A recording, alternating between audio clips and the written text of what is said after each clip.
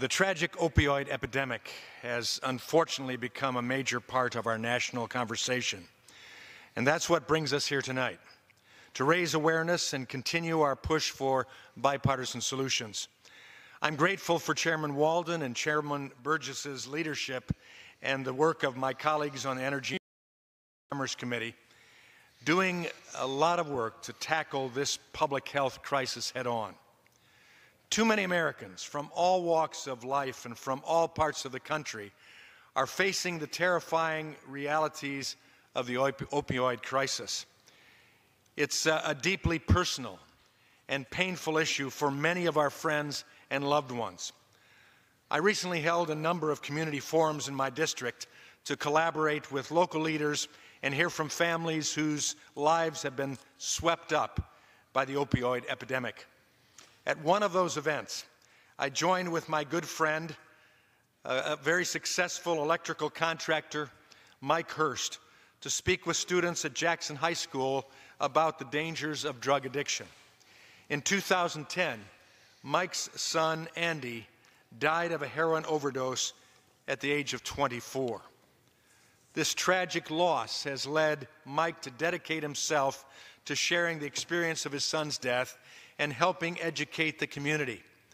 Mike started a foundation in honor of his son and called it Andy's Angels, where he has counseled addicts, supported families, mentored at-risk youth, and more. People like Mike are making a real difference, and I'm committed to ensuring that the federal government is a strong partner in this fight.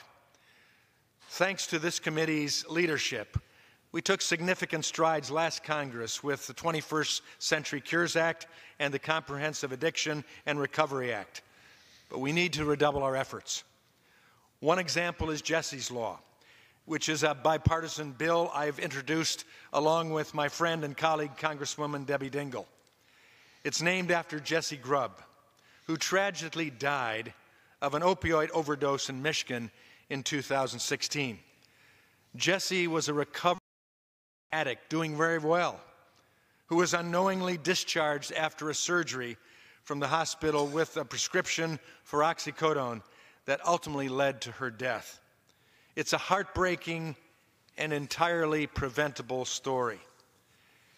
And it's why we need to pass Jesse's Law so medical professionals are equipped to safely treat their patients, prevent overdose tragedies, and ultimately save lives. I'm working with Congressman Dingell as well on another bipartisan bill, the Safe Disposal of Unused Medications Act. Our legislation will help prevent the misuse or diversion of unused medications by equipping hospice professionals with the legal authority to safely dispose of unused drugs after a hospice patient's death. Many patients receiving hospice care need painkillers to help with end-of-life pain, but any leftover medications can unfortunately end up in the wrong hands, and we need to stop that from happening. The committee has made addressing the opioid epidemic a top priority, and these are just two of many legislative solutions that we'll hear tonight. This is an urgent crisis, and I stand ready to continue working together to advance a bipartisan and comprehensive response, and I thank the leadership for taking this on. There's not a moment to waste. I yield back the balance of my time.